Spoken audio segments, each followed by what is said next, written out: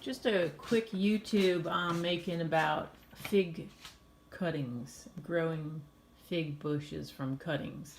So actually I learned this trick from other YouTube videos. So basically I saw that you could start with a friend's fig tree, although you can actually buy different fig cuttings on the internet. And the key is to have new growth. So you look for part of the branches that grew in the current season or the most recent season, because because figs only grow on branches apparently that are new growth. So these points, these nodes, you want just about 2 or 3 nodes in a branch. You cut it at an angle. Actually, these are stored in the fridge, so I cut all of these at the same time, and I wasn't sure it would work, so I put some in the fridge, and I'm going to do that in February. I'm going to grow some more. So basically, this is how I did it. So I took old water bottles, I cut off the top, and in most cases, I actually made holes in the bottom. You really probably should. Some of them did work without the holes in the bottom, but you need drainage, because the key with the cuttings is you don't want, like this one actually didn't grow, so maybe that was a problem because I didn't.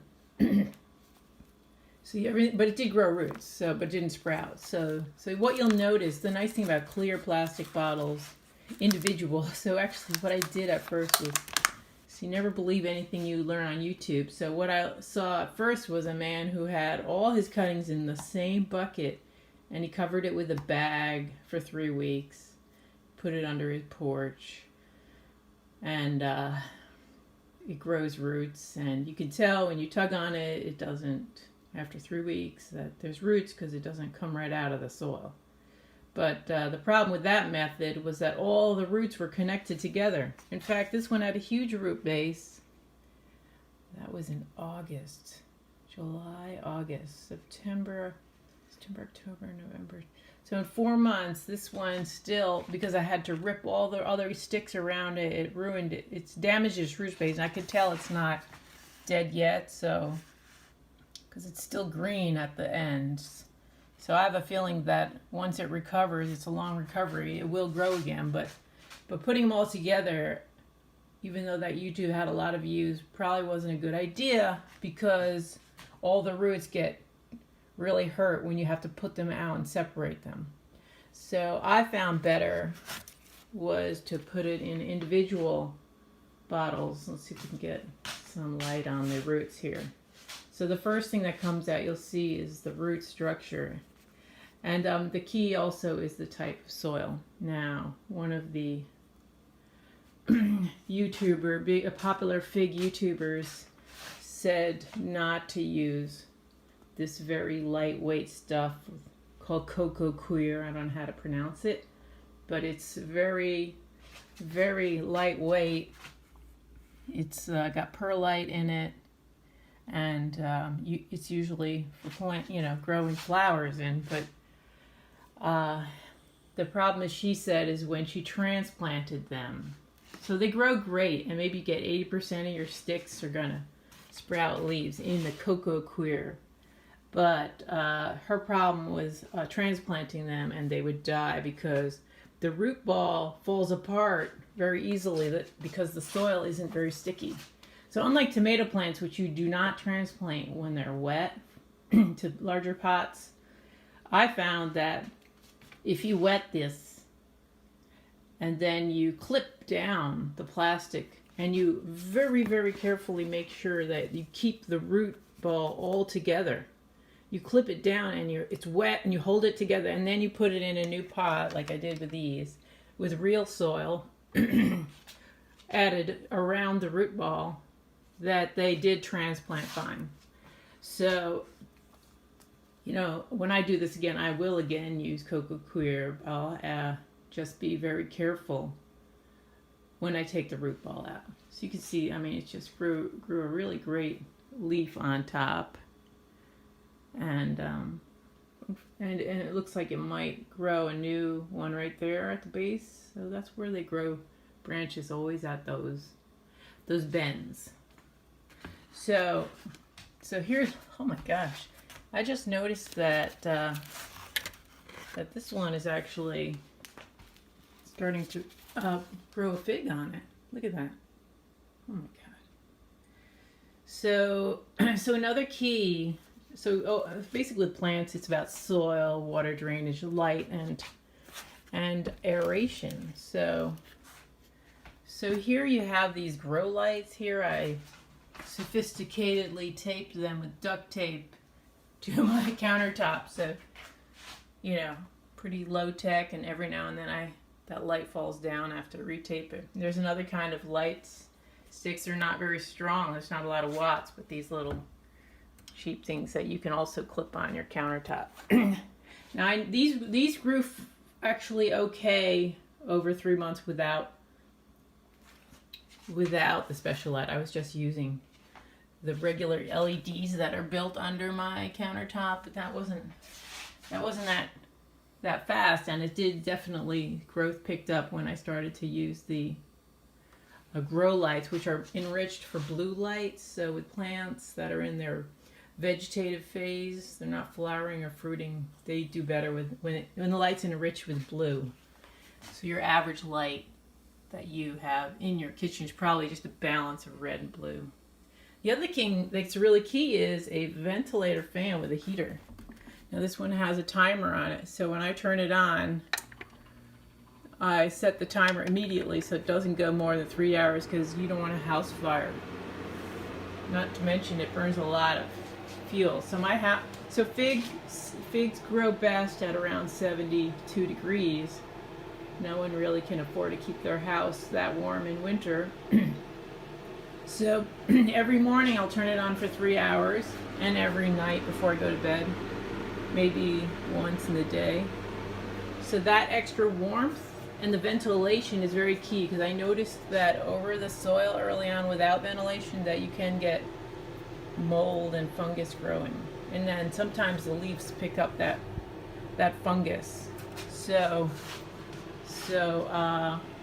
actually cut off the leaves that were getting fungus and some of the plants, because it made me nervous, but they had other leaves that could grow. But this is pretty exciting. I can't believe it's growing a fig. Let's see, now my other prize plant. So here's a branch that I cut off the tree that had some branches to it, so it's pretty thick. So I went up the branch, and I wasn't sure it was going to grow, because YouTube told me that you want new growth, but this, might have been last year's growth. By the way, before you put it in the cocoa coir, you have to dip the end of that cutting in rooting hormone. You dip that in, and then you stick it in the cocoa coir, and then you cover it with plastic for 3 weeks, and then you keep it at 72 degrees. So that creates like a very moist environment. When you have the moist soil with a little cover over it, it's sitting, could be outside, but in winter it's going to have to be inside as close to 72 degrees as possible. And then when you're growing it, you're going to watch for its roots. You're not going to oops, sorry, this tipped over, scared me. Yeah, it's a bit tall. You don't have to cut them this tall. So I would just say in the future, if you're going to your friend's tree and you want to cut it, just look for 1, 2, 3 nodes. Like this one, you only had 1, 2 nodes, 3 nodes. You can see one's coming out at the bottom. So, 3 nodes is probably enough. When you get really long, like that, 1, 2, 3, so it's actually not a lot, it's just spaced out. All right, it's just, I probably could have planted it like here, cut it here, and not have to deal with that top heavy. I have to transplant that soon. With leaves that big, I need to do it this weekend. So anyway, I wasn't sure that this would, turn this fan off for now. I wasn't sure that this older growth would take, but in fact, to me, it looks a little bit better because it had multiple branches in it. It can almost, you know, we could almost have a balanced formation, whereas these sticks, you know, you often just come out on one side and you get a funny tree that you know, it just has one sprout. You want it to kind of, if you can, come out in multiple places so that it might actually balance itself out. So anyway, oh wow. So all that green is, you know, growth since it's been in the pot. That's new growth, and the stick was how I got it. And you can see the little guy's gonna come out on the end here. Anyway, I kind of call this beginner's luck.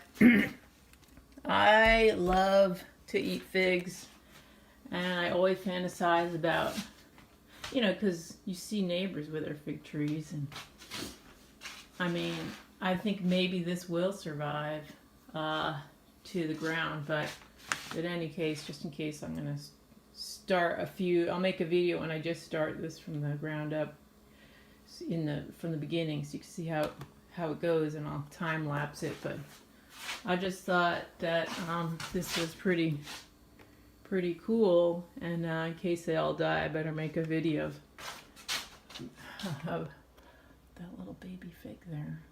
Can't believe it. It's December, and I started this in about, I want to say August, and then there's a little fig. That's so cute. All right, so hopefully they'll survive. Thank you for watching.